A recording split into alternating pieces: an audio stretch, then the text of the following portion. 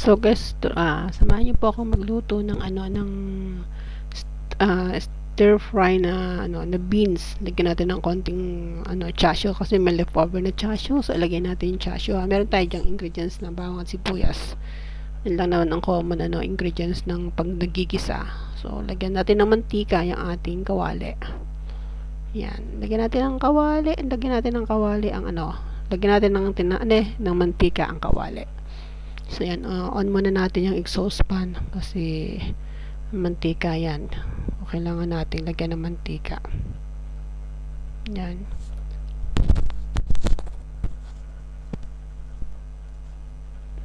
Habang inaano yung ating mantika, yan. Lagyan natin ng bawang at sibuyas pula.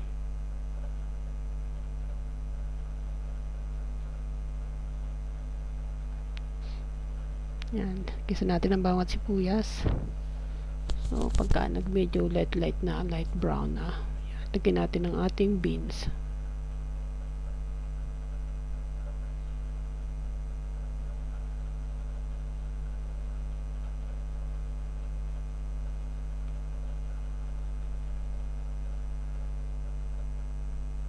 Yan, gisa natin ang ating itinanggal ko po muna pala yung aking sibuyas kasi nakalimutan ko palang muna ako ng omelette. Yan. Ko po muna yung yung sibuyas.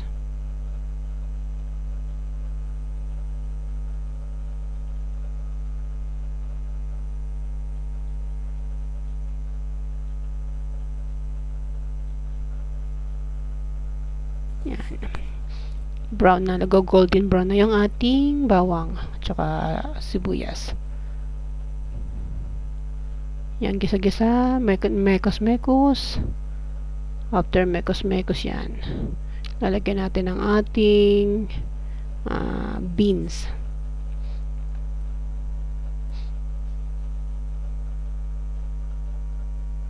Kesa kasi pagka yung mga gulay na greenies, hindi kinakain ni Lola. Itong beans, medyo kinakain ni Lola yung beans. Na-blance ko na nga po pala yung dyan yung beans. Kasi gusto po ni Lola ng malambot. Kaya ang ginagawa ko, binablance ko muna siya, nilalaga ko muna bago ko po siya lutuin. So, ganyan lang. Stir fry, stir lang ng konti. Hindi na yung kailangan takipan kasi yan naman po ay luto na. Nalagyan ko nilangan siya ng ingredients tsaka ng konting para pag inihayin is medyo okay.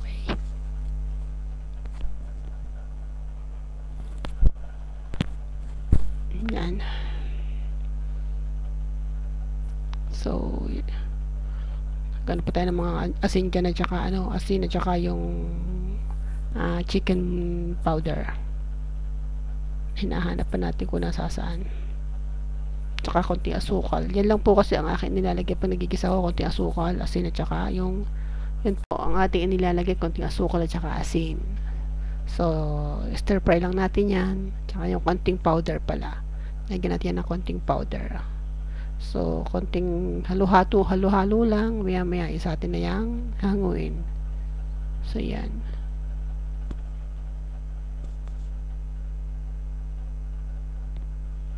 Halo-halo lang ng konti para kasi luto na po yan. Yan po ay malambot na kasi ayaw ni Lola ng matigas. Gusto niya dyan sa beans is medyo talagang malambot. Kaya pag yan po ay nakadalawang araw lang to tayo ng itsura niyan kasi na siya na-blanch na siya kaya kailangan pag hindi naman nauubos si Lola ng isang ng one go. Ang nangkain lang naman ni Lola dyan is paunti-unti. So, kinabukasan magluluto na ako ng panibagong gulay para sa kanya. So, yan. Luto naman tayo ng torta. Yan po ay kinat ko ng into pieces o yung ating itlog. Kinat ko po ng yung ating chasyo yung into pieces. Tapos nilagyan ko po yan ng insay, ang tawag po dun sa atin ay coriander, parang ganon. Sa atin ay sa atin sa Pilipinas ang tawag sa Pilipinas is insay. king chai po pala. Hindi pala king chai. It's like something like that eh. Hindi naman siya hindi naman siya celery. Basta ganyan, small celery o ano, kasi mabango siya. So, yun po ang aking ginagamit pag ako po ay nagtotorta ng talong. Nagtotorta ako ng itlog. Yan. Lagyan ko ng, yung dahon nga ng, parang, dahon ng celery. Yung king chai.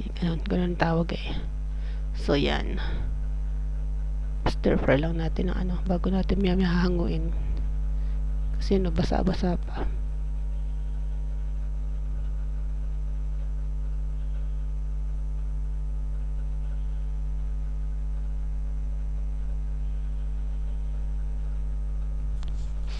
Yan, mekos.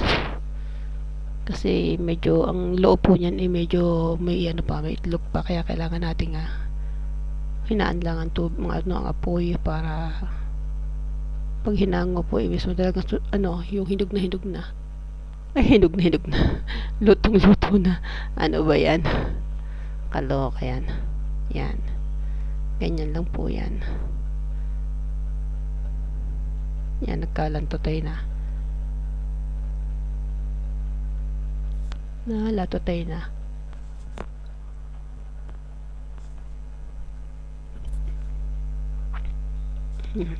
Okay na yan, okay na.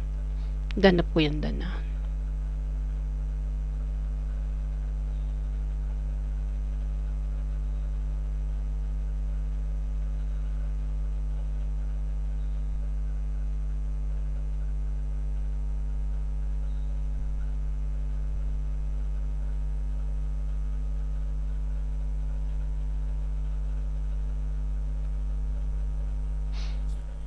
Yan. So, tapos na po natin lutuin yung ating egg. Chashu egg and king insay. Kung dito sa amin po sa Hong Kong ay insay.